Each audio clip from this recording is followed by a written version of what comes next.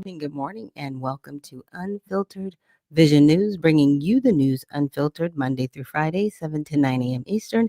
And my name is Dr. Ashaki Noni Nichols, and I will be your host. Thank you so much for joining me here this morning. So I was thinking, you know, I do have little people listening. I didn't realize that, but I do have little people listening. So when I shared about the cartoon yesterday, it's just unfortunate that our children can't even enjoy, just simple cartoons. There used to be a time when cartoons were, just about learning, maybe ABCs or, just learning about life's lessons, right? Just right and wrong, good and bad. Um, but I think they were always still inserting weird things. When I think about Bugs Bunny, I was like, "You did dress up as a girl."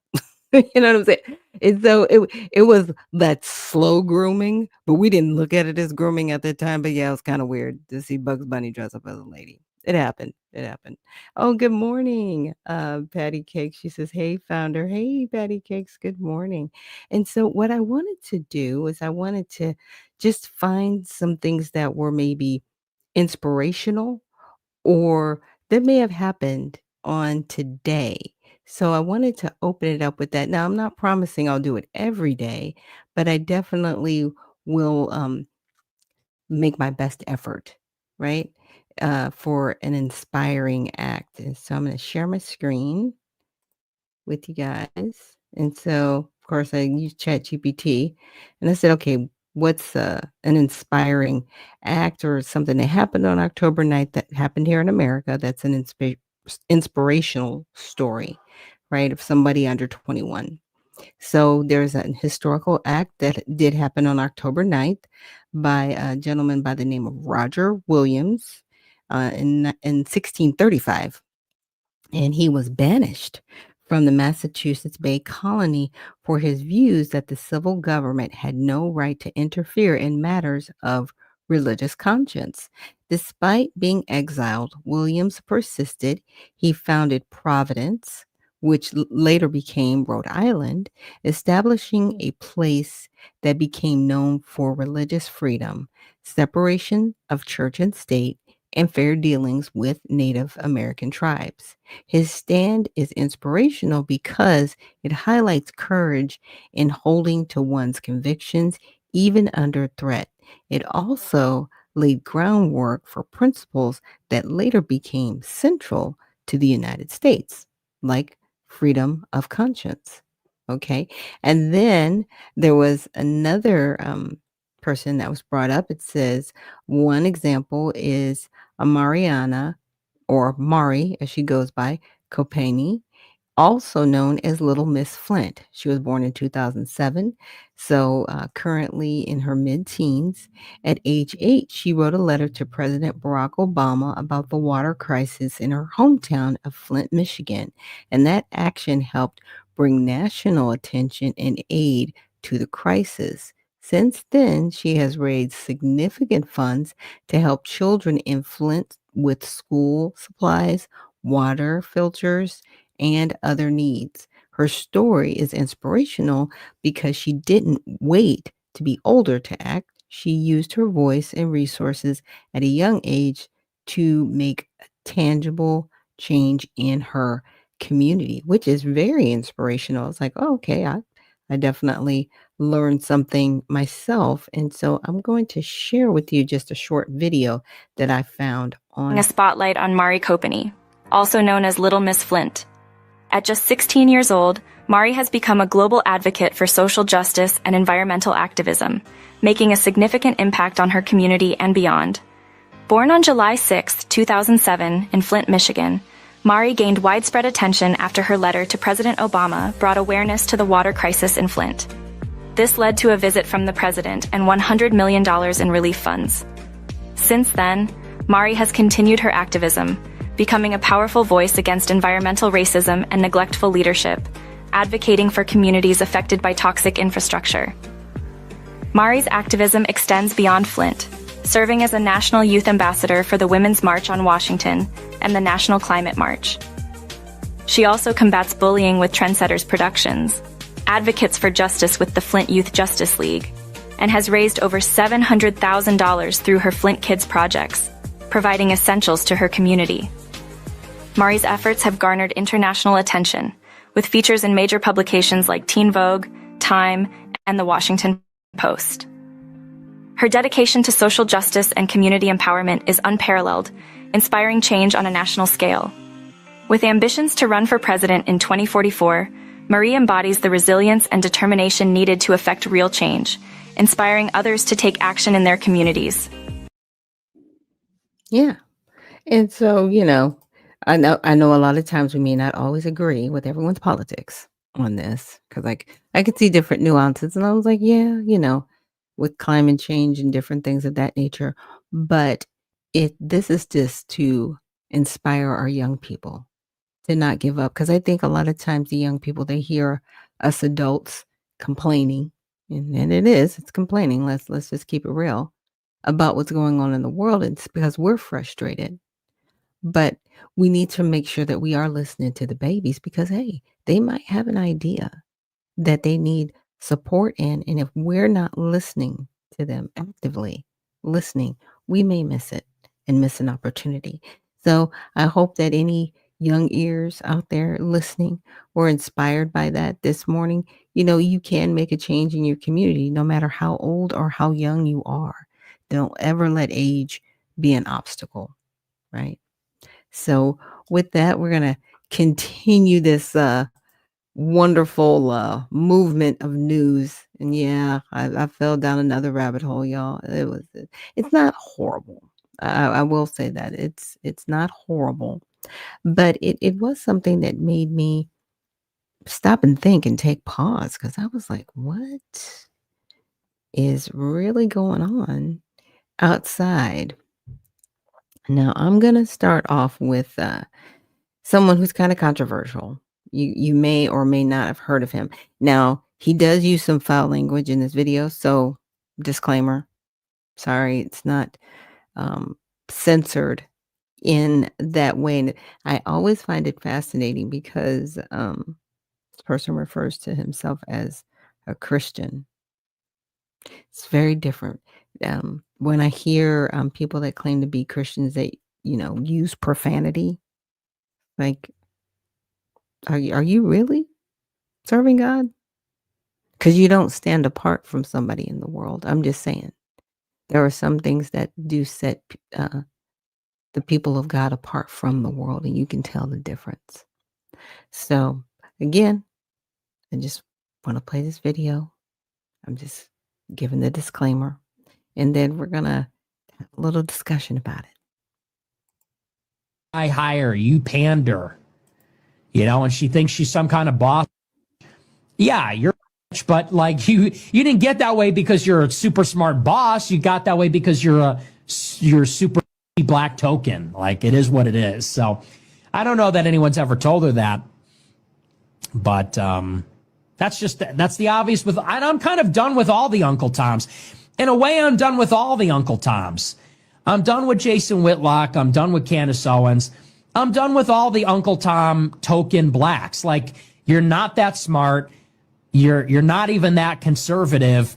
You built your career on a grift that is now dead. You were hired when diversity quotas were a thing. You were hired when white guilt is a thing. I don't feel white guilt. I never have. DEI is over. So now you're done. You need to be fired. Like, you're done. Well, now, for those of you who are not familiar with this individual, that was Mr. Fuentes, Nick Fuentes. And he's very controversial in the Republican Party. And it was interesting because maybe a week or two ago, I think I heard some rumblings that he might be, the next person that they really want to raise up within the Republican Party. And I'm like, really? Okay. Now, you just heard what he said, and the person that he was talking about initially was Candace Owens. And then he, spoke her name and Jason Whitlock. So it's very interesting because, those are the same people who, they got on the bandwagon to just really talk disparagingly about Black Americans. They did. We can't deny it. They did. They said what they said. I think it's one thing to really encourage our people to do better and really look for solutions. It's another thing to say, you guys just need to get it together, right? It's all in the way you say it. It's all in the way you present it. And when I saw that video, I said, I saw another video of Jasmine Crockett, and I was like, to me, they're saying the same thing. They're saying in a different way, right? But they are both, in my opinion, just not very supportive. They're just not supportive. And Nick doesn't have to be supportive if he doesn't want to. He doesn't have to be, but he doesn't have to be disparaging also. I'm not going to, knock on Jason Whitlock or Candace Owens because they are intelligent human beings and they have, freedom of speech, the right to say what they want to say, how they want to present it. But just to, kick out somebody, you're just a DEI hire. It's interesting how DEI has become the excuse to really be disparaging towards other people and their intelligence in who they are and what they bring to the table. You know, I never saw them as DEI hires, but that's what he said. He's like, yeah, there was just a time when there were quotas that needed to be met. And I'm like, wow. So that would go back into the, I want to call it was the Southern, actually, looked it up for you guys. It was called the Southern Strategy, where the Republican Party at the time, what they did was, how should I explain it? They basically took the Republican Party and said, okay, how can we market it, right? Because we do need support of Black Americans. We just need their support. We do. But how do we package it in such a way, right, where it will be appealing to Black Americans and where they won't feel, you know, so separated within the party. And it was called the Southern Strategy.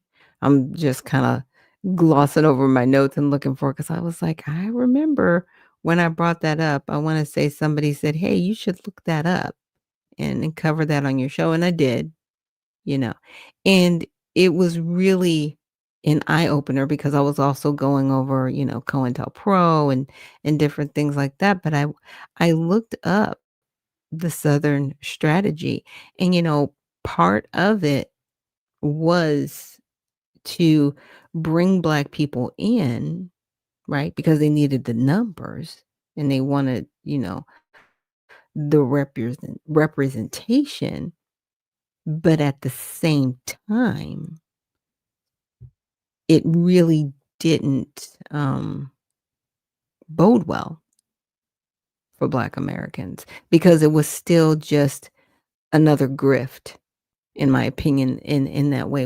Not the grift that he's talking about, like making money, but it was a grift in political capital, so to speak, where they just brought Black people in to get their vote, but they really didn't care about Black Americans. And I think,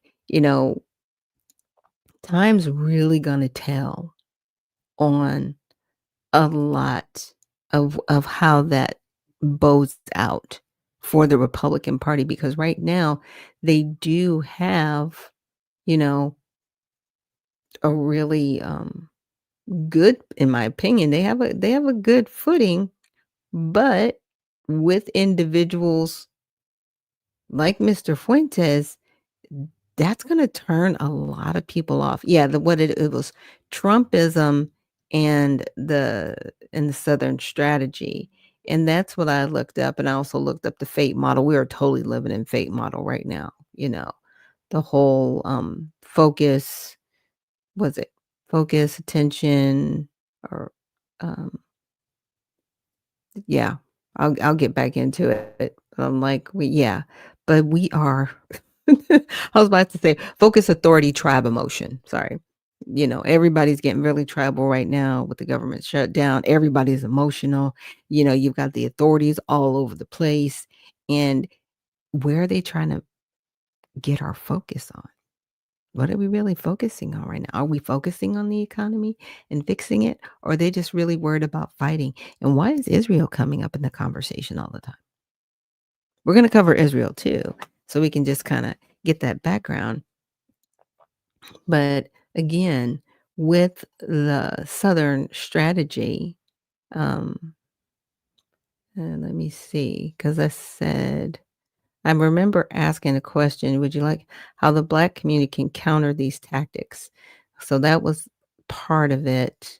But there was Trumpism in the Black community, MAGA in the Black community, and the Southern strategy in the Black community. That's what it was. And that was from the 60s to the 80s, right?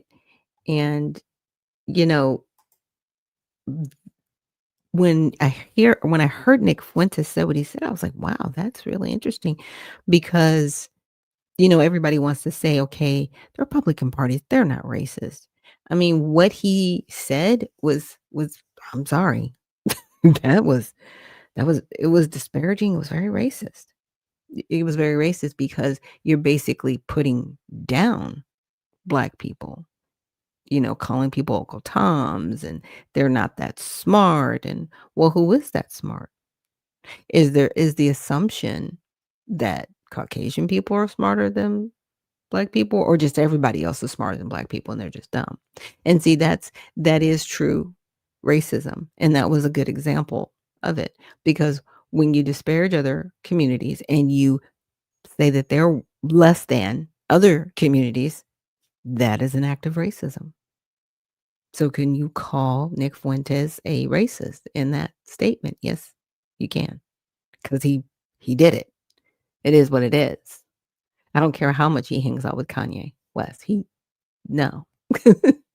No, no. You would much rather not have any Black person on the planet, and that's your problem. It's a personal problem, but I find it interesting that the Republican Party might try to prop you up, and I just wanna see how it's gonna go, folks. And Dr. C says, greetings, founder. Greetings to you too, Black Empowered. Thank you for reposting the stream. And Dr. C, thank you for reposting the stream. Appreciate you.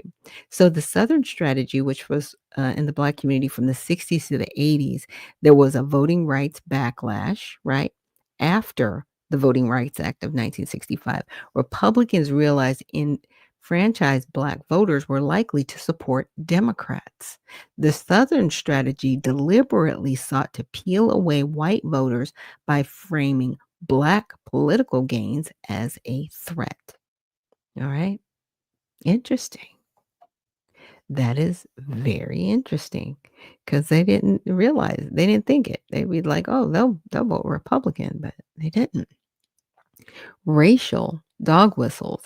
Instead of being segregationist rhetoric, Republicans used coded language like law and order, painted Black civil rights activists as criminals, welfare queens, Reagan, stigmatized Black women as lazy and dependent on government aid.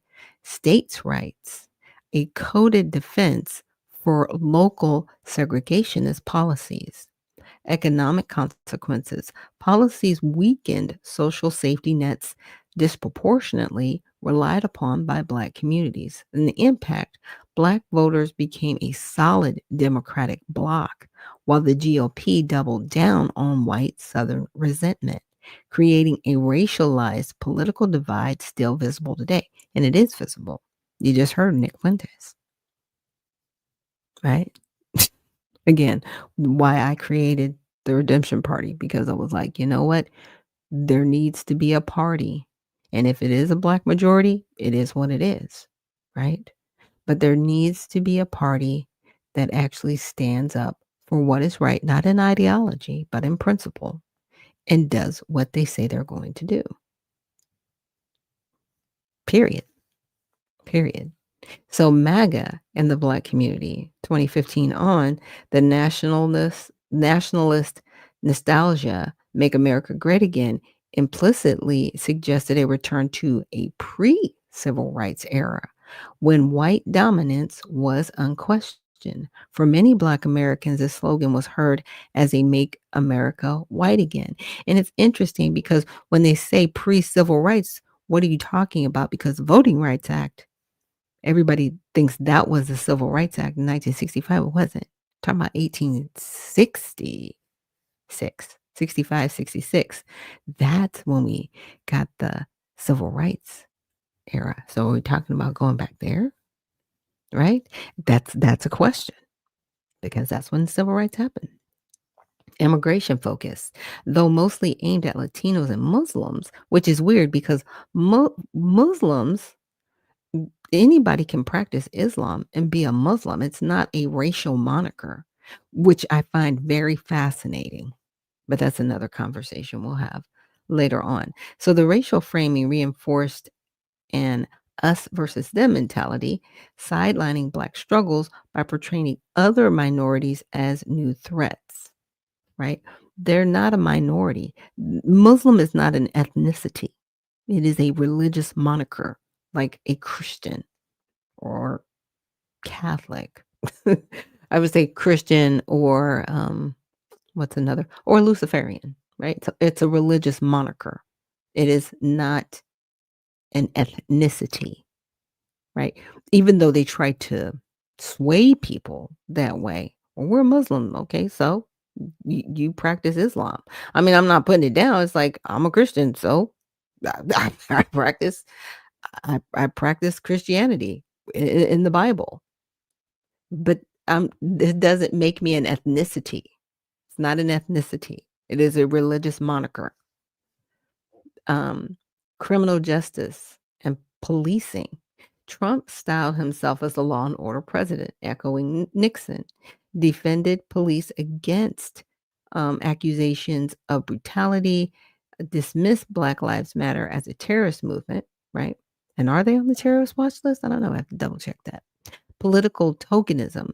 MAGA used select Black figures, Kanye West, Candace Owens, Herschel Walker, etc., to claim inclusivity while policies like rolling back voting protections disproportionately harmed Black communities. Okay. So impact reinforced structural inequalities while presenting Black support for MAGA as proof racism was not an issue. Yeah. So Nick has, let us know that racism is an issue in the Republican Party. But it's an issue in the Democratic Party as well. It's on both sides. Again, why I created the Redemption Party. And Minnesota Fats, thank you so much for joining us here this morning on Unfiltered Vision News and reposting the stream. And then, of course, there's Trumpism and the Black community, 2016 to present. Voter suppression intensified, attacks on mail-in voting, and election fraud rhetoric targeted heavily Black precincts. And, it did, but here's the thing. If you're clean, you're clean, right? But they did see people, pretty much ballot harvesting and dumping things in ballots en masse. And Michonne, good morning to you. Thank you for joining us here on Unfiltered Vision News. So, and good morning, Miss Sassy Lady. Good morning to you. Thank you for joining us. So, yeah. And there was ballot harvesting in other places as well, but we don't talk about that. So, support for restrictive ID laws, purging voter rolls, reducing polling locations in majority Black areas. Now, I can agree with the reducing the polling locations. They did do that. And purging the voter rolls, you always have to do that because people move and people die. Those are just two things. And you have to purge your rolls. I mean, I literally got a voter registration card from California. I live in Georgia. I've been here for over 7 years. Okay. And I got a card with my current Georgia address on it asking me if I was going to be voting in California. Yeah. Yeah. Okay. So, unfortunately, our system is it can be better. I'll just say that. It can be better. Disinformation campaigns, social media psyops, some traced to Russia, other to uh, domestic actors, specifically targeted Black voters with "Don't vote, both parties are corrupt" messaging to suppress turnout. Hmm, interesting. That's interesting because I know that a lot of people they chose the couch because they just didn't feel that the choices were something that they wanted to support either way. They were just like, "I'm not doing it. I'll deal with the fallout as I have to deal with it, but I'm not gonna vote." And some people decided that, and that's their choice. But were there disinformation campaigns? I think there were some. There probably were. And April Showers, thank you so much for joining us here this morning on Unfiltered Vision News. Um, Culture war attacks, pushback against critical race theory, DEI programs, and Black history um, curricula designed to minimize systemic racism discussions. Yeah, as you heard, he kept saying, "Oh, they're just DEI hires." He means brush people off. Telling you, DEI is about the worst thing that could have ever happened to the Black community, and I'm just really still trying to figure out like why we're being stigmatized by it when we were not the only ones who benefited from it, and we benefited from it the least. What? Everybody else benefited from it, but they framed it as a issue or a segment for just Black people or, then they wanted to go, "Well, it's people of color that" No, stop it. There's a whole agenda from the United Nations carried out now in the United States. Now we have another us versus them situation with DEI.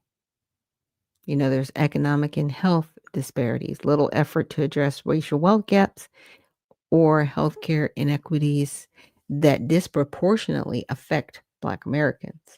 COVID-19 response especially hit Black communities, yet Trumpism framed mitigation efforts as anti-freedom instead of addressing racial disparities. Well, that whole situation with COVID, that was just about control, and that was just a test to see how well we would, fall in line and not fall out of line. If you look at the larger uh, picture that happened on that. Now, the other video that I came across is of Jasmine Crockett. And I just want you guys to hear her out and see what she has to say. Now, I've merged these two videos. I put it on my TikTok account. But I really want you to listen to what she has to say, how she says it, and what she doesn't say. To me, it's what you don't say that really stands out to me. And allow you to take that car back. So when we allow ourselves to just get very emotional, then all logic is out the window. So one of the things that I do is when I get my little 5 minutes in committee, right? I try to redirect people and they hate it. Whether it's playing a game that I done just made up in 5 minutes or whatever to make them look stupid, but also redirect to what it is that our jobs are. Because while everybody wanted to be distracted about whether or not, and listen, I don't really care how people feel about abortion. I really don't. Everybody probably knows how I feel. It ain't your business. But the point is this. Why you care? Like, people need to be focusing on, am I going to be able to make enough money to take care of me and mine? Right? What type of economy am I going to have? Am I going to be able to feel safe about my child driving down the street? Am I like literally we allow somebody to tell us they coming for your Black jobs. And so therefore, literally, he said that because he knew that there was a segment of Black folk that felt like, well, all y'all do is give resources to other people. And you're not taking care of us because they make us fight over the 1%. Like they'll talk about things such as like, oh, well, you sending our money overseas. They don't want to have the conversation about what soft power does and how it keeps us safe in this country if other countries believe that we're good people. They don't want to talk about that. They don't want to talk about the fact that it's pennies on the dollar that we spend on that. They want to keep you distracted and fighting over literally 1%, because that's what foreign aid is, so that you're not paying attention to the 99%. So that he can sit up here and say, well, let me cut USAID, something that most people probably hadn't even heard of and that absolutely did not understand how it worked, right? Let me cut that when it's really no money. When we look at our whole budget, it's a lot of money if you put it in one of our accounts. But when you look at our whole budget, it's nothing. While at the same time, this fool is talking about something, I need a ballroom that costs $200 million. Right. Like, I just need you, if and when you start to feel yourself getting emotional, because they knew how to specifically get at black folks' emotional triggers, specifically black people. And I talk to black folk all the time as somebody that's a child of a preacher. Listen, most black people are not Republicans simply because we just is like, y'all racist. I can't hang out with the KKK in them. That's really what it is. But when we think about who we are as black people and we think about where we come from, most black people have very conservative values, right? But the reality is that, like, we just can't side with, like, the neo-Nazis in them. We not dealing with y'all like that, right? Now, she's a very interesting human. I mean, it's interesting. And Spud McKenzie says it's something to black folks. It is. And what she didn't say, in my opinion, was what should be done for the black community, right? She did share about, USAID, and nobody knew what it was. Well, because it was basically an executive order that became a whole branch of our government, which we decided to keep in place for what she calls soft power. But at the same time, the CIA was using it as their personal piggy bank to carry out wild things. Okay. I don't think pushing LGBTQ community issues in foreign governments should be done with our money, but that's what was being done. But you don't want to address that part. You don't want to talk about that part, right? But you want to brush it off and say, well, you shouldn't be getting upset because we're sending money over here because we need to make people believe that we're good people. We're not good people. No one's good except God alone. Let's just be clear. None of us are good but God alone. Okay? And that's just it. So you basically let us know and, let the cat out of the bag that you're propagandizing other nations to make them believe we're good.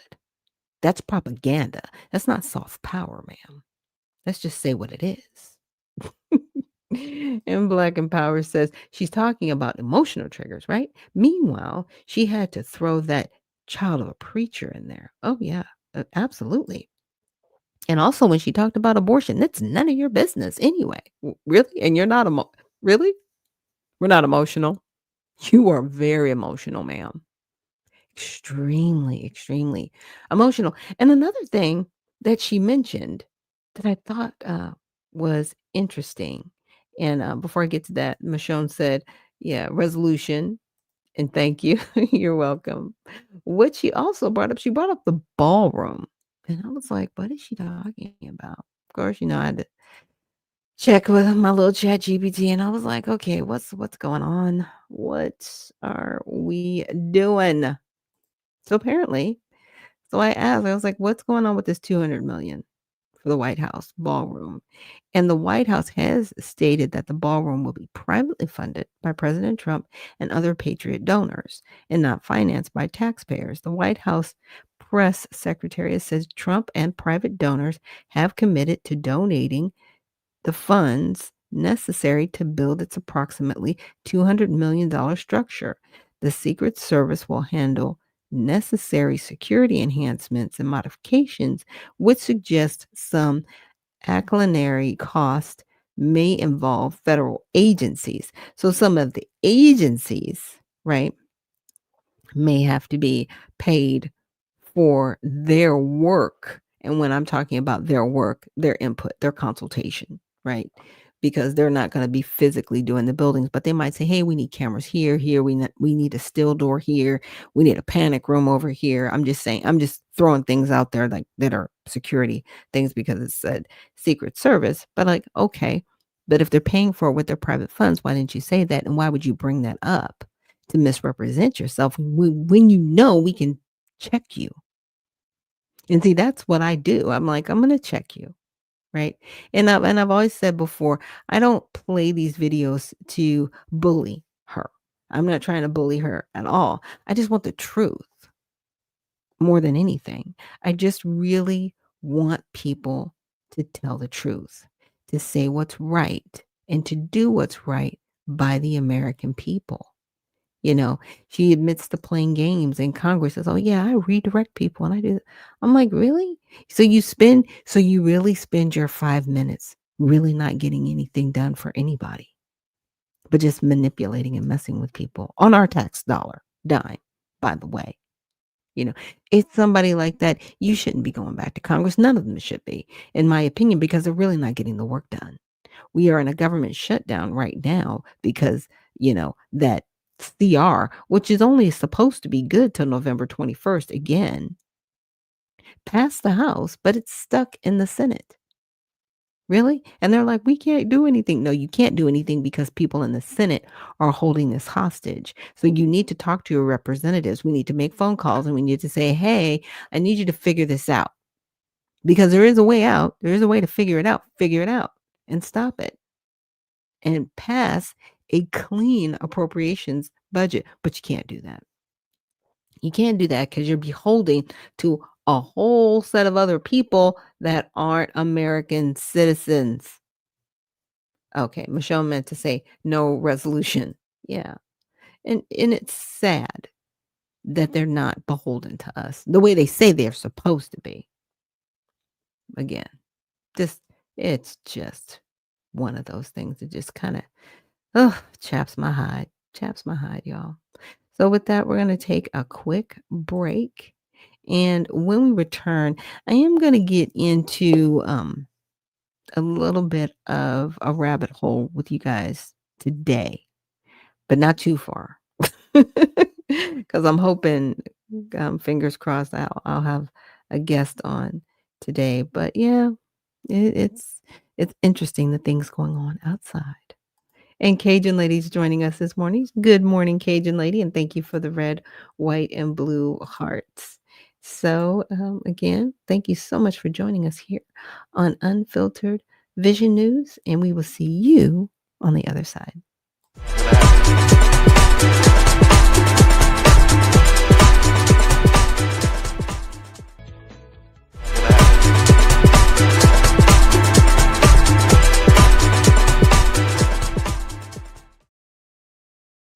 And thank you again for joining us here on Unfiltered Vision News, bringing you the news unfiltered Monday through Friday, 7 to 9 a.m. Eastern. My name is Dr. Ashaki Noni Nichols, and I will be your host. So again, I kind of fell down a little bit of a rabbit hole because, Israel has been brought up a lot. And, I remember somebody asking me earlier in the summer, this is before a lot of other ththings occurred, and they said, "Well, how do you feel about it?" And that's, well, I support the people of Israel. I do pray for the people of Israel, but I really do not like what their government is doing right now. And I can separate the government from the people, right? Because it's their government right now that's directing things, and it's just sad, what's happening to Israel and in Israel and the effect that it's having on the United States. Because guess what? I don't live in Israel. And it shouldn't impact my life in any kind of way because I am not a citizen of Israel. I'm a citizen of the United States, where there is a constitution, where I do have protections and laws. But I see how their government is trying to have influence over here, and I'm like, why is our government allowing that? That's the other question, right? Like, why are you coming over here messing with us? Do we need to, play nice in the sandbox with other nations? Absolutely. We need to have good working relationships. You're not gonna like everybody, but you need to have good, decent working relationships. Let's just say that. Look, it's cool. We can be cool, we can be good, but I don't need you telling me how to run my house, right? And then at the same time saying, "Hey, you need to give our house access to your house in these particular ways and manners." And that's what I see going on. And it isn't good, it isn't positive in my opinion. And I'm really hoping that our government will take a stance against it, but I don't know if they will. But, I found this video. His name is, oh gosh, I wanna say it's Ian, and I've heard him on X, and I've watched him on TikTok. He has a pretty big following, but he is like, to me, he's like the rabbit hole king. Like, he goes down some rabbit holes. He's up there with Candace Owen. He's king and she's queen right now. Because they've just been following just some different things about Israel, especially after, what happened on September 10th. So, let's just get into this video and check it out. To tease the next thing we're going to be focusing on and looking at here for the next episode on these FARA filings. Mel at Village Crazy Lady, but spelled wrong, so you got to make sure you spell it right. She's at the front of this reporting. She's a great account that dives into all kinds of stuff. Oops, sorry. I took a I minute want ahead. to There we go. tease the next thing we're going to be focusing on and looking at here for the next episode, and I want to hype up the researchers that are breaking this new story. Conspiracy theories are Ian Carroll. Information is the oxygen of a democracy. With Republicans, with progressives, with libertarians, because this is not about right and left, this is about right and wrong. It's so secret we can't talk.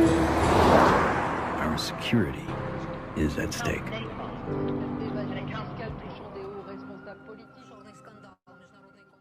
Now, I want to bring up the Village Crazy Lady.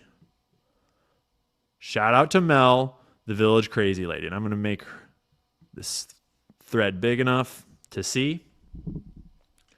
So, I first saw this reporting. I might have seen it on Mel's timeline first. There's a couple of them that are running this really impressive reporting on these FARA filings.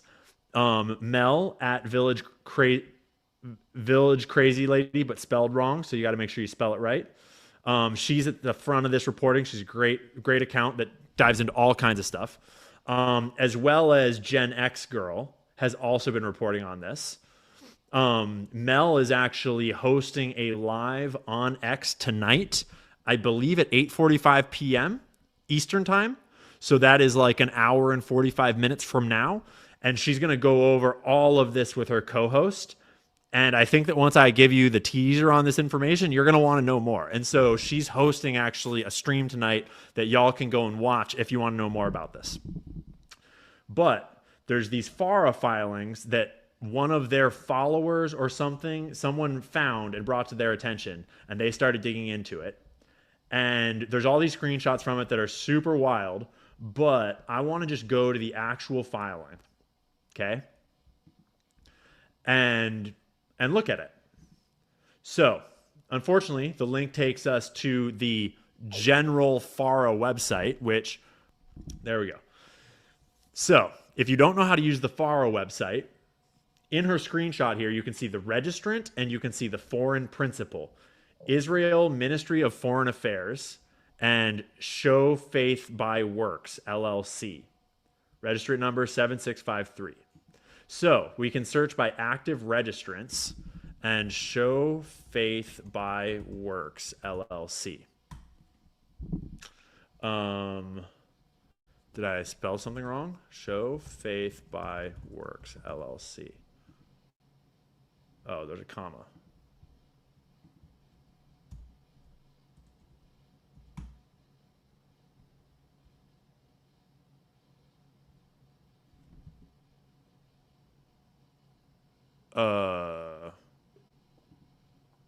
Bro, what?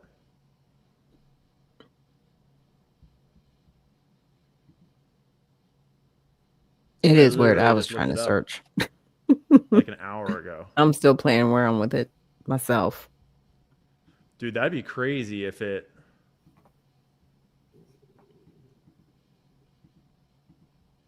Yeah, Ian's like me. Just bumps and bruises just hanging there Show with me. faith by work. Plural. There we are. Okay.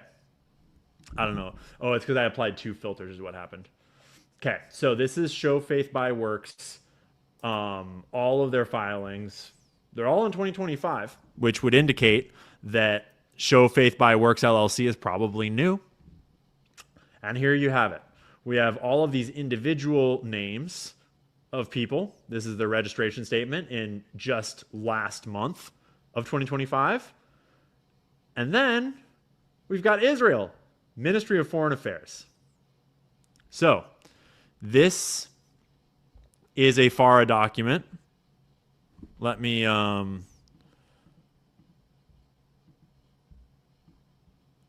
bring her over there. Okay.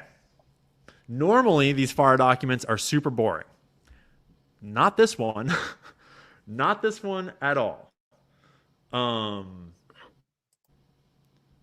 So, the name of registrant, Show Faith by Works, LLC. The name of foreign principal is Israel, the Ministry of Foreign Affairs. We don't need the dictionary to tell us about Israel. Thank you very, very much. And normally it's just a couple of quick pages without a lot of interesting shit, but this one is spicy. Describe fully the nature, method of performance or of the above indicated agreement or understanding. Christian outreach through various grassroots and digital targeting of Christians in the Western U.S. We will create a mobile museum to display at churches, Christian colleges, and Christian events. We will target and distribute pro-Israel information online and through targeted geofencing and digital online tools. We will have teams of people reaching out to churches and pastors and possibly even Christian social media influencers. Some of this is still undecided and fluid, but these are the outlets we have planned and proposed. Okay. There's so much here, and we're going to go through a ton of it. Please tell me that my screen did not already fucking freeze again.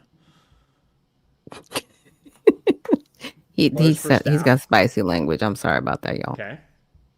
Total budget requested is $3.2 million. Additional options is hopefully another $835,000 if they could get it. That'd be great. Thanks, please, and thank you. And then here is where it gets real spicy. Okay.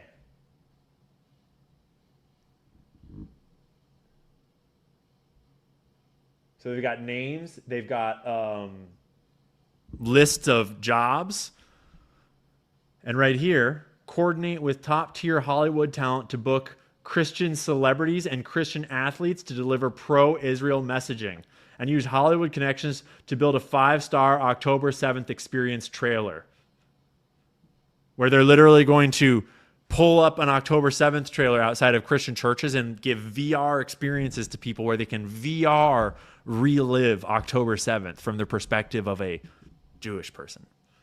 I'm sure they won't show you the Israeli helicopters raining down hellfire missiles on top of your head, though. Coordinate with Woody and the Israeli consulate and others to take existing content and compile it and add it to website and social media channels.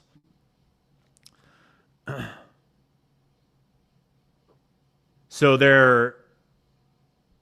it's really hard to describe how many, and my freaking screen has frozen again. I'm going to lose my mind.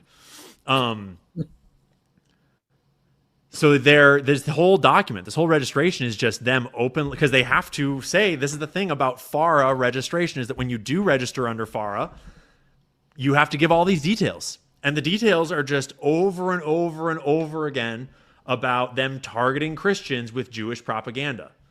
The exact details about this mobile 10.7 exhibit, and the generator they need, and the screens they need, and the advertising they need, and the budget for travel, and how they're going to target pastors.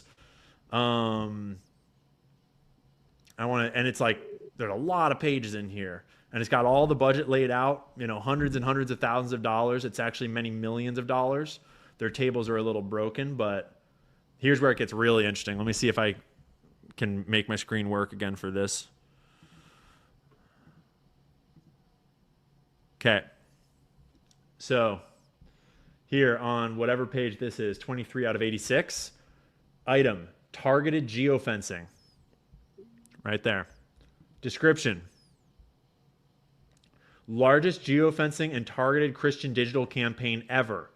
Geofence the actual boundaries of every major church in California, Arizona, Nevada, and Colorado, and all Christian colleges during worship times. Track attendees and continue to target with ads. So, what that means is that Israel, the state of Israel, on this FARA registration is disclosing that a foreign state is paying for an influence campaign that will actively locate your cell phone if you go to church in any of California, Arizona, Nevada, and Colorado. They will target and track your phone at church. And then when you leave church, they will continue to track you and send you customized Israel ads using Israeli money to back that campaign. That's why we have FARA, is so that they have to disclose shit like this. Imagine how many other FARA forms were not filed because AIPAC is not registered, because most of the Israel lobby is not registered. Why is this one registered? I assume because the Americans involved didn't want to go to prison. And so they said, we need to do this by the books and register it. That's what I assume. I haven't looked into that yet. But that is just a handful of the spice that is in this document. Because then they also have, they have a list of all of the churches that they are targeting with this digital geofencing, meaning they put down a digital fence in their application around the church building, and any device, any cell phone that goes inside that geofence, they track that phone, and they track your data, and they track your movement and your activity. If you go to any of these churches, Scottsdale Bible Church, North Phoenix Baptist Church, Northwest Community Church, Palm Valley Community Church, Palmcroft Baptist Church, it goes on and on and on and on and on and on and on. And they have this comprehensive list of all of the churches that they're going to target all across all these states, California, Texas, you name it. Then they have all the independent ones. They have analysis of how many people are at each church, how much conversion of payments from this budget into targeted messaging. How much will it cost per message? And then they have all of these slides just exposing what they're trying to do. Activity. Combat low American evangelical Christian approval of the nation of Israel. Use biblical arguments to highlight the importance of Israel and the Jewish people to Christians.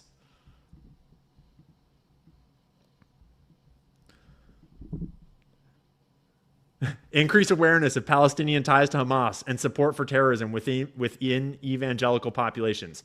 Counter new and evolving pro-Palestinian messaging as the global narrative shifts. It makes you wonder, if you have to pay millions of dollars and register under FARA in order to propagandize the American people with this shit, it kind of makes you wonder if it's true, right? The other side doesn't have to pay anyone because it's the truth. But here we are with this complex propaganda campaign, specifically targeting Christians, targeting pastors, targeting professors. I don't even know what that means. Impressive physical displays of pro-Israel educational materials. Nice. So, there's a lot more there. We'll go into all of that another day.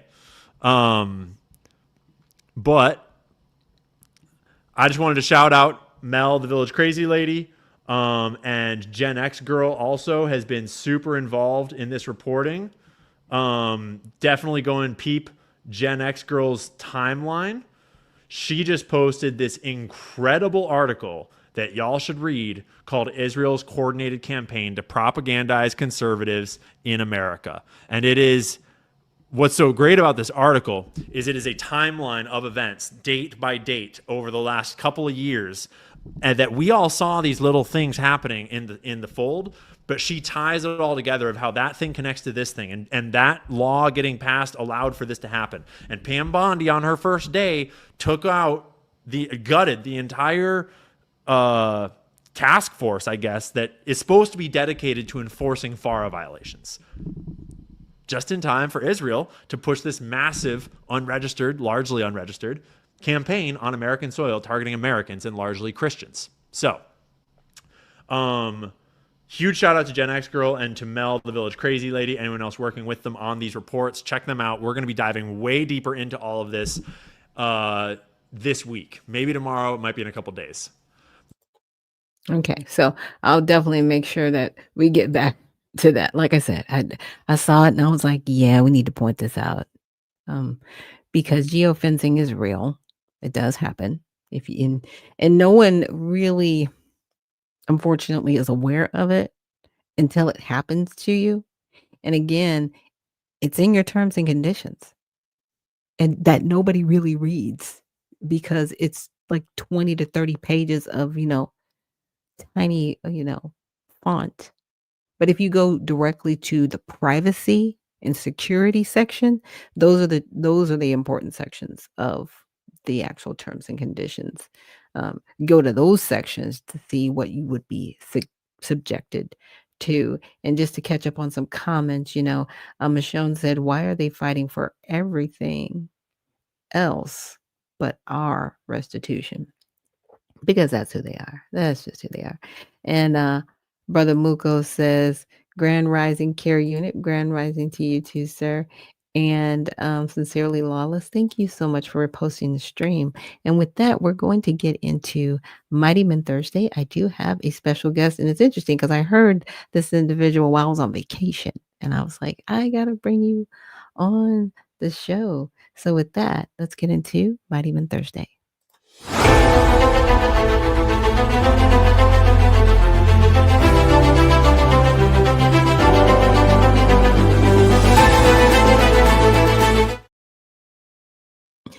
And thank you so much for joining us here on Unfiltered Vision News. And now we are going to have our special guest. And, I know his handle as Rob the Whip. And I'm going to let him, further introduce himself. So let me bring him here on the stage. Hey, good morning. How are you? I'm trying to wake up, man. I got up earlier than normal to do this thing with you, but it's all right. Thank you so much. So if you could please introduce yourself, let us know where to follow you, right? What you're doing in the community, and then we'll get into a topic of your choice. Well, my name is Robert Wilson. I'm a 22 years retired Navy, Special Forces support team member. Since 2012, when I retired out the military, I've had my own business teaching mixed martial arts. I'm a fifth degree black belt in karate and kickboxing. Second degree black belt in Brazilian Jiu-Jitsu, and I'm a master boxer. I was a former president of the USA Boxing here in Virginia. So every boxer and every coach in the Commonwealth was my responsibility for 4 years. I decided not to run again. I got tired of politics, and here I am. Been on Twitter now for about a year, and that's when you heard me a couple weeks ago, and here I am. Okay, great. And so that's where we can follow you, mostly on Twitter at Rob the Whip. Yeah, you can follow me on there, or I'm on YouTube under my gym name, Universal General Mixed Martial Arts. On YouTube, you'll see a couple of my videos and stuff. But I'm not really on social media like that. I'm on Facebook as well with my gym because I'm so busy in the community. I'm always doing stuff with the kids and stuff, traveling up and down the highways, competing with the boxing and stuff. Getting ready for either the Golden Gloves or the Olympics or stuff like that. Right. And thank you so much for your service. And I think that's what really stood out to me when I heard you in the space, because you were talking about really helping the youth in the community, right? And giving them really a lane to pursue. And if they didn't want to pursue that, I know a lot of times with like maybe sports or music, it does help with the educational part because it's a discipline, right? And Absolutely. it gives you that discipline in life, to really pursue that or even other things. Exactly, exactly. So, and that was my thing because a program like this saved me when I was a youth, a kid, you know. So I kind of wanted to give back, you know, because it made a big difference in my life. It gave me that can-do attitude. People tell you no. My grandfather used to tell me, people tell you no, you show them yeah. So, and that's what I've lived. That's been my mantra my whole life. Oh, very, very cool. And also, what I wanted to ask is, what subject would you like to cover? I know I was covering a little bit about Israel before you came in the room, but is there a topic that you would want to discuss today with us? Uh, just it's a lot of misinformation on the internet, and I think the internet's good and it's bad. You know, it can kind of distort reality if you let it. And I think there's a big false narrative when it comes to us as a people that we've been demonized, and it's nothing new. It's been like that since the beginning. But you know, especially here on Twitter, I've been at what, X Mm, now. I've been hearing a okay. lot. You go into these various rooms, and it's like big black bad man, you know, big black bad woman. You know, it's just I don't know, man.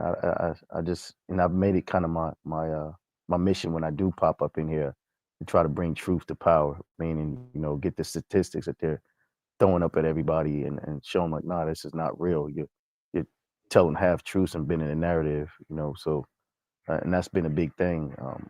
Uh, what was that? I think 2 days ago, I came in and they were talking about George Floyd in one of the rooms and how he died from fentanyl, and I was like, no. Like, no, he died from that man being on his neck, which is why he got locked up. Put the death certificate in the room in the little purple pill thing, and even the video, I put that up there, and I told him, look, if you believe what you're saying, I'm a second degree black belt in jiu-jitsu. I've been doing it for 20 years. I invite you out to my academy. You let me put my knee on your neck for 8 seconds. I guarantee you, you'll pass out.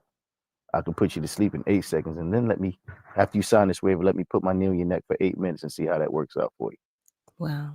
The whole narrative changed in the room then, you know. So that's kind of been my big thing, man. I like to let people know, don't believe everything you hear. Do your research. You know, a lot of stuff people are regurgitating information, and it's just not true.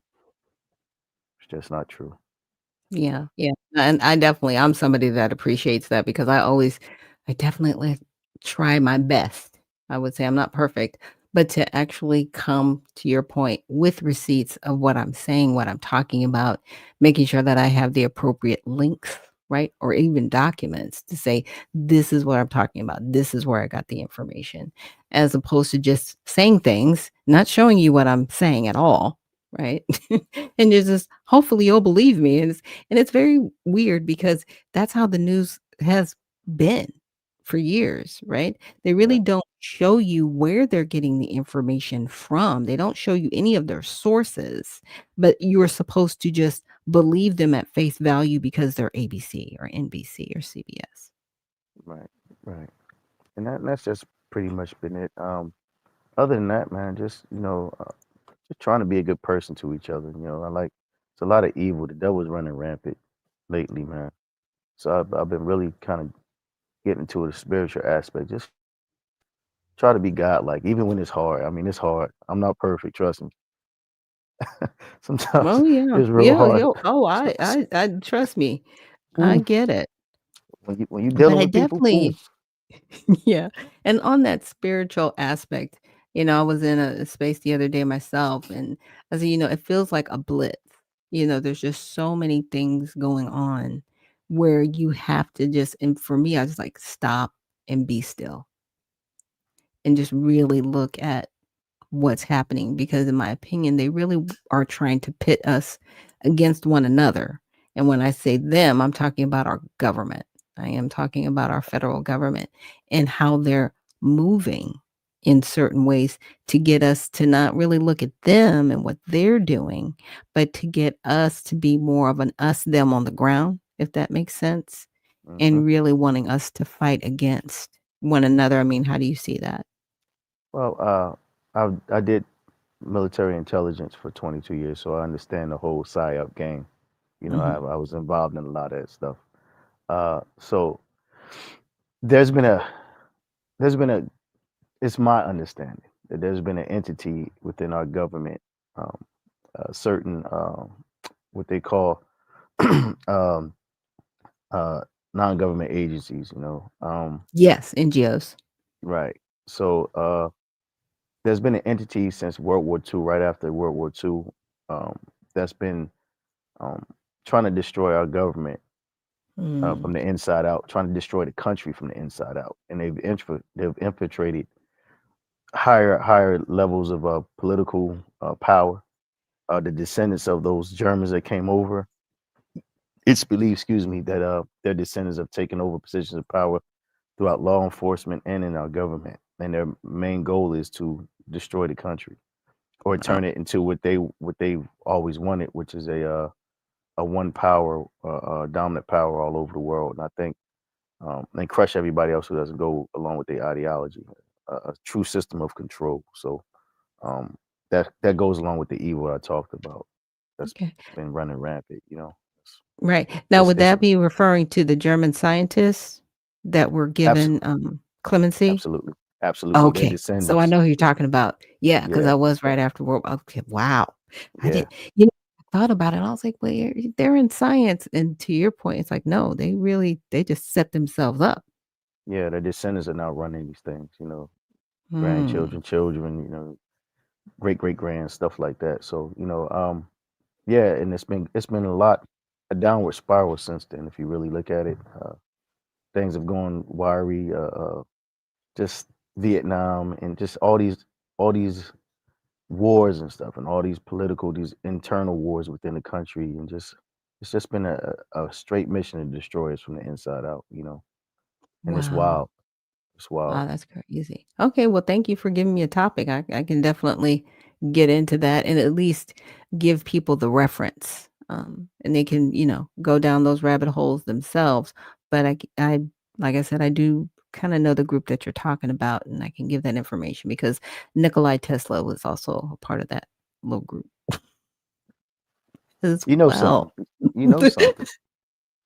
The people they're gonna start looking at us like we got three heads, man. With these conspiracies, man. People like but a lot of people agree with us too. So it Mhm. is what it is.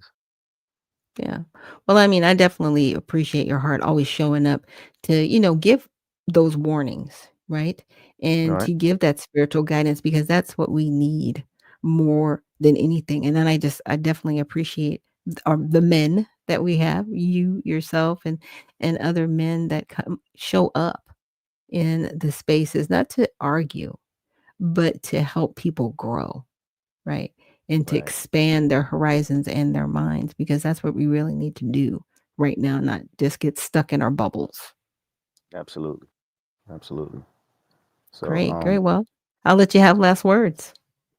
I'm gonna say this. Thank you for having me and taking the time out of your show to let me speak. And just try to, everybody's enough hatred out there and animosity, man. Try to love one another. Try to, not you can't help everybody, but you get a lot of fulfillment in trying to help just maybe one person. Can't help everybody, but try to help one person if you can, as long as it's within your toe. Don't hurt yourself trying to help people, but try to be godlike, man. And y'all have a great day, man. And God bless all of y'all. All right. Thank you so much, Robert, for showing up this morning because I know it's early. Yes, it is. And definitely, hopefully, you'll be able to catch a nap before you go on throughout your day. And again, thank you so much for your service. Thank you for appreciating what we do. God, have a good All day. right. Have a good Bye bye. one. Bye.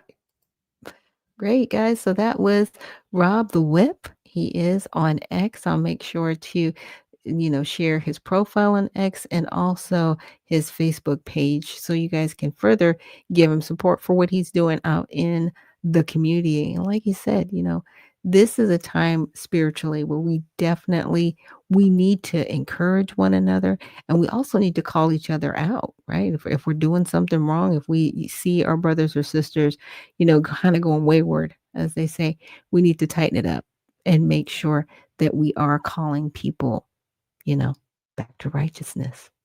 It's just, it's a good thing. So with that, we're going to take a quick break and we'll see you guys on the other side.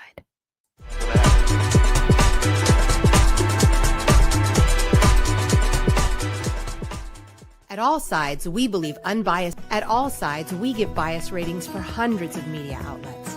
By freeing people from filter bubbles and providing different perspectives, we can all be better equipped to understand the world and each other. So how do we do it?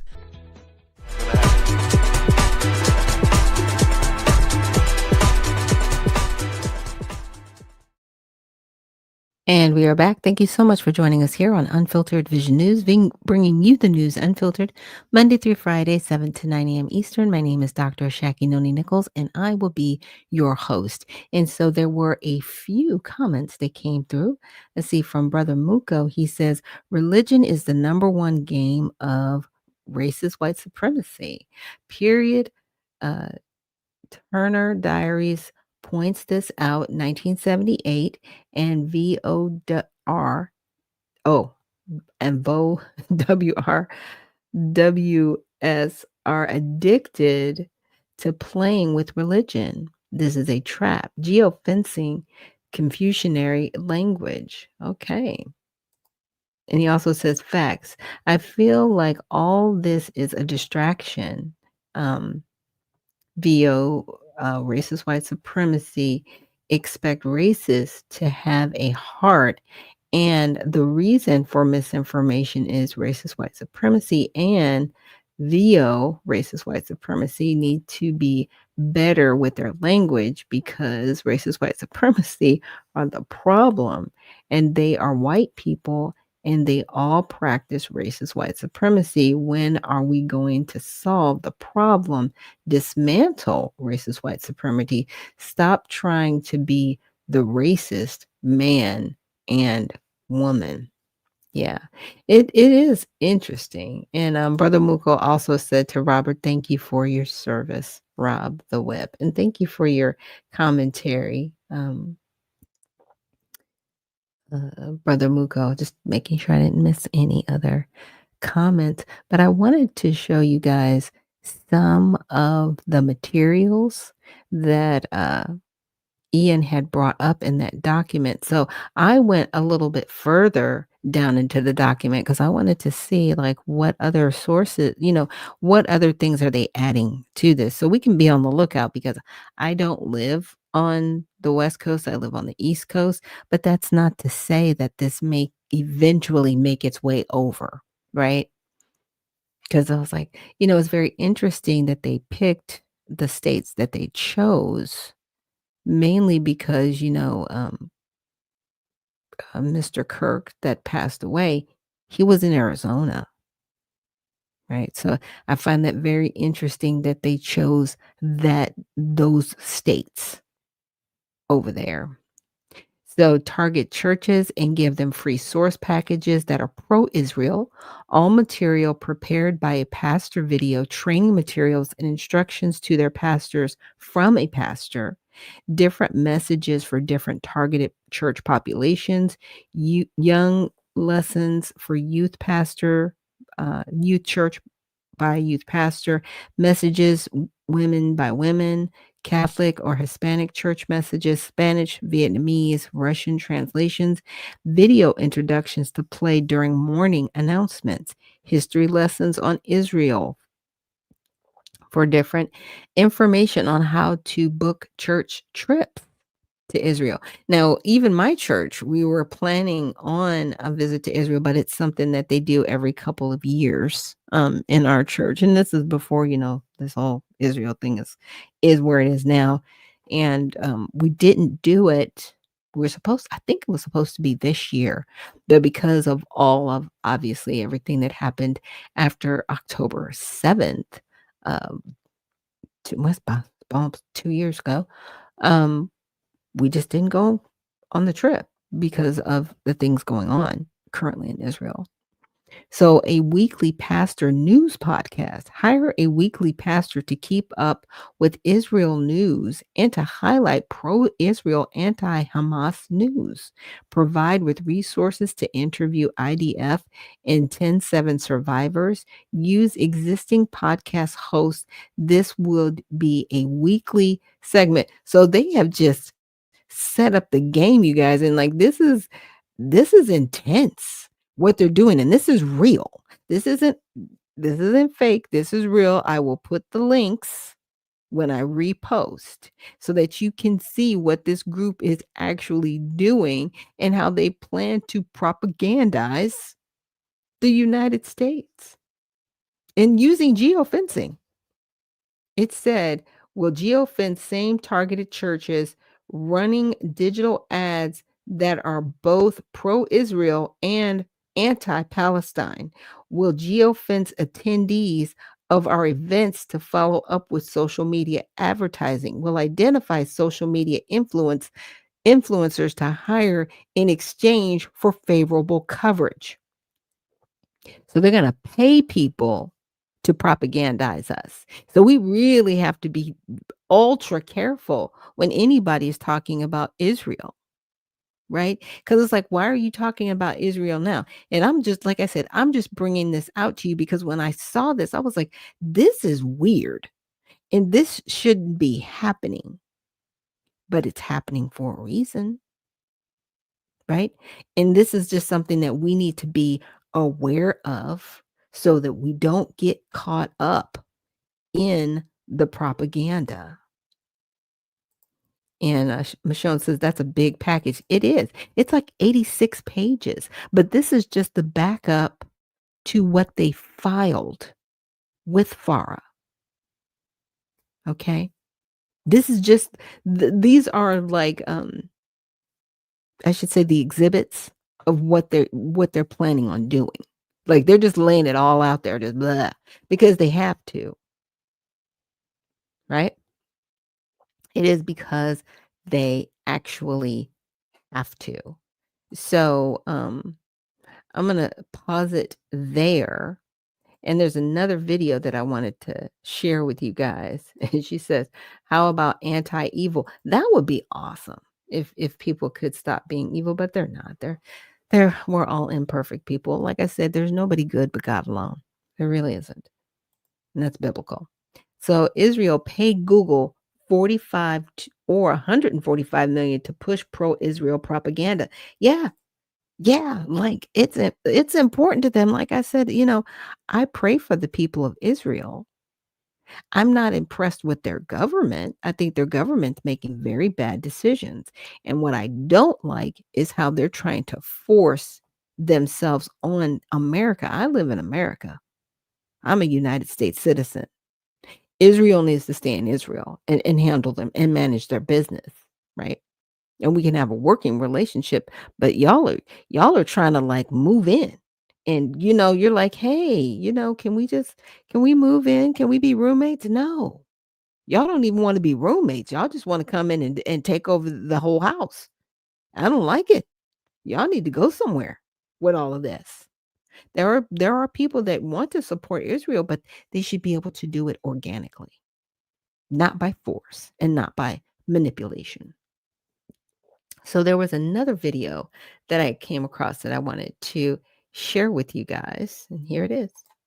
Bring back a conversation that Joe and Bobby Lee had on Bobby's weird trip to Israel. I think it's relevant given the current geopolitical state America finds itself in. Check it out. I want to talk to you about an episode that I saw. But you having to go to Israel, was that on that or was that somewhere else? It was that. What was that like? Tell me what happened. Do you not want to talk about it? I can do it. Because I'm not saying anything that's like wrong. It's just something that happened. So, I get a call from Steve Byrne. Okay. Steve Byrne is a comedian based out of Los Angeles, FYI. And Steve goes, you want to go to Israel. How long ago was this? 14 years ago, maybe. Oh, okay. Yeah. Okay. 12, 14, I don't know. And I go, why? I don't want to do a show there. And he goes, no. I got a call, and they're flying out a bunch of comedians and actors, and it's a free trip. And I go, why? I don't know, they just want to show us the country and their culture. And you get nice hotels, free meals, and you get a tour of like... Are you not performing? No. Nothing. Okay. This to me is already a red flag. Nothing in this world is free. So I went there with Jamie Chung, Brian Greenberg, their actors, and Steve Lopez went out, George Lopez. Okay. And we went out there, and then when we got there, they were like, welcome. We're like, thanks. And they were like, but every day you have to tweet how great Israel is. Isn't this so weird? It kind of gives you perspective into what is happening today with our politicians. Specifically, when you hear MTG expose Israel's influence in the government. Have a listen. AIPAC is not registered under FARA, under this law that requires anyone coming to lobby a member of Congress or a senator or a department of the government and the federal government on behalf of another country. So AIPAC argues, oh, but we're Americans. Yes, they are Americans, but they are coming to Congress and to the federal government asking on behalf of the country of Israel. Israel is the only country I know of that has some sort of incredible influence and control over nearly every single one of my colleagues. AIPAC takes every single that they can, freshman member of Congress or first year in Congress, they take them on a very special trip to Israel in August. August is our recess. It's our month-long district work period. That's Dems and Republicans, or just Republicans? They take both of them. Yeah. The new freshmen and members of our leadership all went and they did that trip. Here's what else they do. AIPAC takes influencers. They take really big people like you. They want you to come over there. They want to pull you in because they want to pull you on their side. And why is that? Okay. For members of Congress, every single year, annually, Israel receives, and we have to vote on it, it's a yes or no vote, $3.8 billion in funding for Israel. So why is America having to give Israel $3.8 billion? If they're doing so great and they're funding healthcare and college and their government is their economy is doing so well and their tax revenue is so good that they're less than $400 billion in debt, why is dead broke America having to send $3.8 billion? Every day. Yeah, like put out a tweet. They told you have to, and they didn't say anything about that before you left? I don't remember them saying it before. But they might have? They could have. Right, maybe they said it to Steve, and Steve conveniently left it out. I don't know, but I do know that I feel like if they did say it, that I would have questioned it. Right. You know what I mean? Yeah. So I don't know. Aware. So this is the early days of Twitter, right? Yeah. So when was Twitter's only like 12 years old? It was 10 years ago then. I don't know. How old's Twitter? Oh, there it is. 2006. Israel Unfiltered. See, 2006. Yeah. Look at that. So 2006. When was that? Look at your face. Yeah. I have to tweet. Yeah. That specific article is from the Times of Israel news outlet. It highlights Asian American support for Israel. Given what Bobby has said already, it sounds like Israel is spending a lot of money on their image. Comment below if you think this is normal or weird. But here's what happened. As soon as I tweeted the first thing, I already knew, like, oh my God, I think I'm in trouble. Why? What'd you say? I just said, Israel's great. They're beautiful people. You know what I mean? Okay. And then, like, it was just like, and they flew us out here for free. And then you would just get 1,000, like, you know what I mean? That were like, you know, Palestinian, you know, and going, you motherfucker, you know, and just, it was like negative. And there was these gigantic wars that would go on in the comment section. Oh boy. It just got really uncomfortable. And then I just remember, you know, there I am. Look at you. Nice hat. Bro, you should wear that all the time. I know, I look cute with it. Is that the famous wall? That's the wall, yeah. What did it feel like to be around that wall? That wall's old as fuck, right? How old's that wall? Just a little backstory into the wall in the picture. The Western Wall, or Kotel, is an ancient limestone remnant of Jerusalem's Second Temple retaining wall in the Old City. Judaism's holiest accessible site, it lies closest to the former Holy of Holies on the Temple Mount. Millions pray here yearly, inserting notes into its cracks, symbolizing profound spiritual connection. I put a note in it. Wow. You could write little letters, You know what I mean? Letters to Jesus. Yeah. And you put Dear it in there. Jesus, when you come I think back. mine was like, let me get more pussy or whatever. But Nice. yeah. But then toward the end, I was just like, I got to get the fuck out of here. I think. Yeah, I was just like, How many tweets did you make, and did you keep going after they were attacking you? yeah, I think so. Yeah. You have to. You have Otherwise, to. you don't get your hotel. Yeah. It was like a What free you gonna thing. do? And I didn't know the significance of it until later, almost like, you know what I mean? Or not significance, but like what the impact of it, you know? Right. Because I obviously, obviously I have my opinions about it, you know what I mean? That I'm keeping to myself, but it's like, it's not all fully aligned, you know what I mean, with what people think that I should be, you know? You have to be careful because I live in LA and, Oh, I hear you. It's pretty crazy that based on where you live, you have to watch what you say. It sounds like a passive form of censorship to me, but that doesn't surprise me at all, given that it's California. Yeah. Look, it's a complicated issue. It's so complicated. And it's terrifying. Yeah. When you look at the video of when they do an overhead of what Gaza used to look like and what it looks like now, I don't know, it's insane. It's fucking insane. It's going to take over a year to clean up just the rubble. Oh my God. But it's like 25,000 now? At least. At least. They don't know how many people are dead. They have no idea.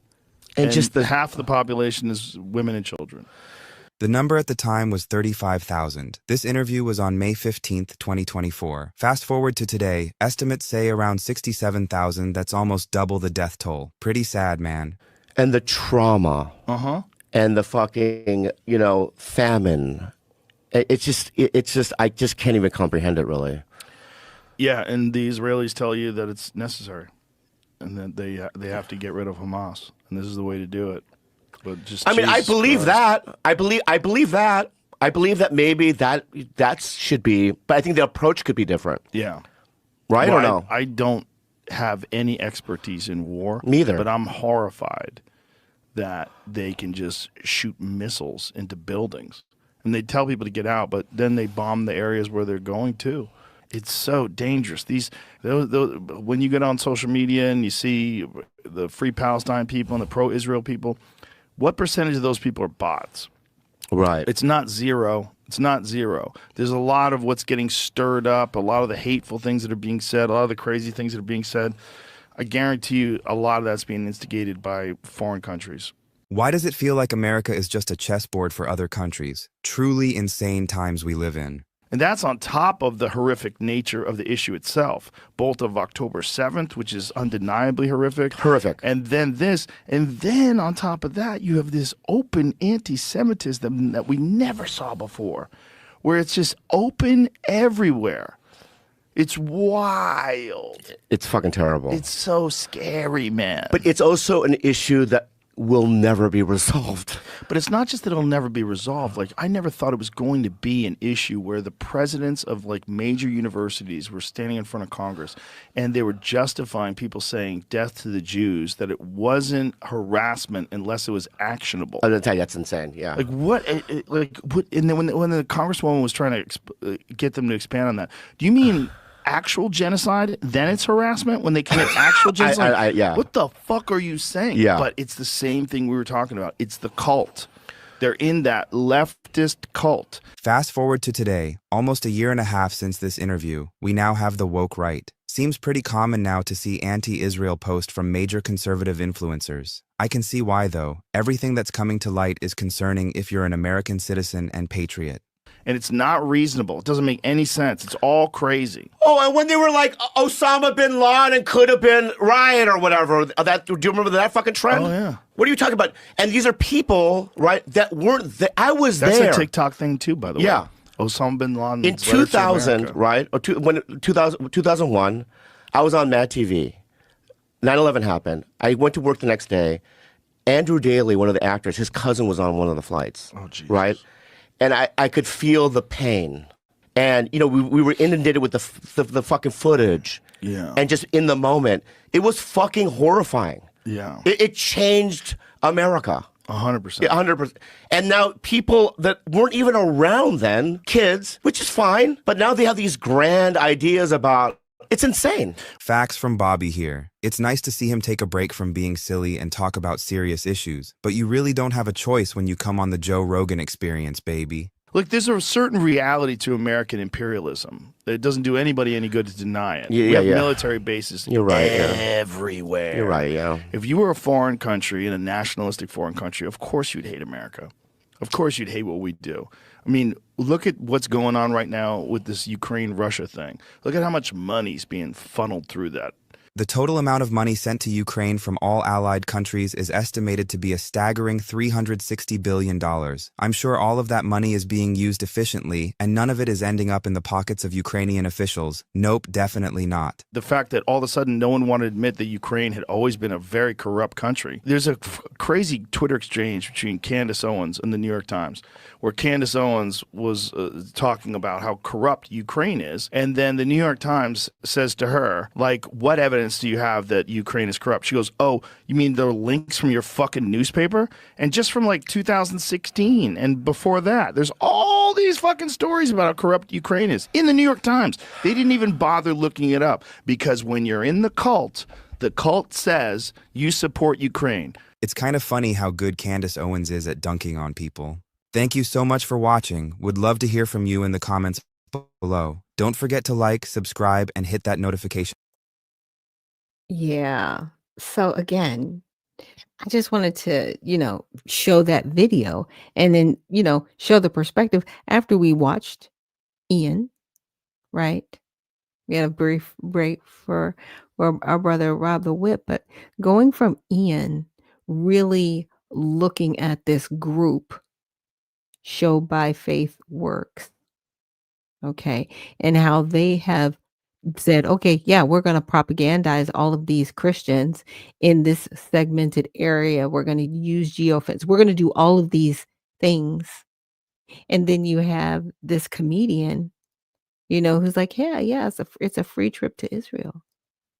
And then MTG saying, yeah, they take the freshmen to Israel. I think I had showed a video a couple weeks ago how the monies, plural, that certain members of Congress had received from AIPAC. She says, yeah, AIPAC, they're not registered with FARA, nor are they being pressed to because they say, well, we're Americans and we are supportive of Israel. Okay, you're American, supportive of Israel, and you're collecting all this money to get people on Israel's side over here. Like, what makes them so important? Because, whenever we talk to you, I would say, Black Americans, there's no money, right? You can't give us restitution, but you can pay billions of dollars, right? Like I said, I had played that video by Jasmine Crockett because she was like, oh, we need to keep soft power and all this stuff. Is she signed up? I don't know. I did go through to find out, if there's anybody holding dual citizenship in Israel. It says I was not able to find credible evidence that any current member of the U.S. Congress hold a dual Israeli citizenship. Fact checkers such as PolitiFact have investigated claims about this and found that them to be false or unsupported. So I was like, well, maybe it's not citizenship. Maybe it's just like loyalty, right? It may not even be a membership, right? But what if they're a part of a caucus? So I had to just kind of go through and talk back and forth with Chat GPT till I got okay. So there was there's the Dual Citizenship Act. Okay, got it. It hasn't been really supported by anybody. Nobody wants to disclose their dual citizenship, right? Because they want to say, okay, we're loyal to America, but we still dabble over here. We already know Ilhan Omar, for example. She talks about how much she misses her Somali country, but she's not leaving here. Right. Okay. So a dual loyalty disclosure act, which, okay, and that is actually supported by Marjorie Taylor Greene, and that's HR 2356. So it's got some support, but it hasn't passed, right? They don't want to disclose their loyalties. Come on, we already know you're loyal too. So then I said, do members of Congress have any type of loyalty or FARA obligation with other countries that could be misrepresented as dual citizenship, right? Because some people might, well, they're so involved, it looks like dual citizenship, but it may not be. It may literally just be a loyalty or influence obligation. So, excellent question. And you're right to distinguish between dual citizenship and foreign loyalty or influence obligations, such as those covered by the Foreign Agents Registration Act or FARA. So dual citizens, a person who's legally recognized as a citizen of two countries, right, on its face. And then with FARA requires people who act as agents of a foreign principal, meaning they lobby, publicize, or otherwise influence U.S. policy at the order, request, or under the direction/control of a foreign government or organization. See, this is where APAC is apparently able to wordplay because they're not under the direction or control of a foreign government organization. They were like, well, we're just Americans. Yeah. It's all wordplay, you guys. All wordplay. And Spud says they are diplomats. That could be another one. I should look at that. I should look at the diplomatic part of it. So why people confuse foreign loyalty and dual citizenship, campaign donations or policy alignment with foreign interests, travel or meetings arranged through foreign policy groups that have overseas connections, membership in caucuses like the U.S. Israeli caucus, which promote bilateral relations but do not imply citizenship or loyalty. Yeah, but they have a caucus. Israel has a caucus. Why? Does Ukraine have a caucus? Does Russia have in our federal government? I'm just talking about that. Now I know we have the Black Caucus, we have Hawaiian caucuses. There are different caucuses based on, purpose, right? Whether that is for a specific community of people or a specific cause. Okay. But my question is, why does Israeli have one? Why? So none of these mean dual citizenship or legal loyalty to any nation. They are forms of political cooperation, which are lawful and transparent under the ethics rules of FARA if disclosed properly, right? So FARA and Congress loopholes and oversight gaps. So FARA enforcement against sitting members is extremely rare. The Department of Justice typically assumes members of Congress are acting in their official U.S. capacity, not for a foreign power. Now, we saw in that video where MTG basically said, as soon as Pam Bondi got in, there was actually a commission to police it. She got rid of it. Yeah, I'm about to look into that, but apparently she decided, hey, we don't need this. Why would you do that? Why would you get rid of a commission specifically put in place to make sure that people are literally abiding by the rules? I got to question it. So, however, staffers, former members, and lobbyists tied to Congress have been investigated for FARA violations. Examples include cases involving foreign lobbying for Ukraine, Turkey, and China. A member could theoretically violate FARA if they were secretly coordinating with a foreign government to influence U.S. policy. In that case, they could face criminal charges and expulsion from Congress under Article 1, Section 5. Now, how do we know that none of this is going on when we no longer have the policing? Just saying. We no longer have the policing. So you're just going to take everybody on their word? We're just, okay. Okay.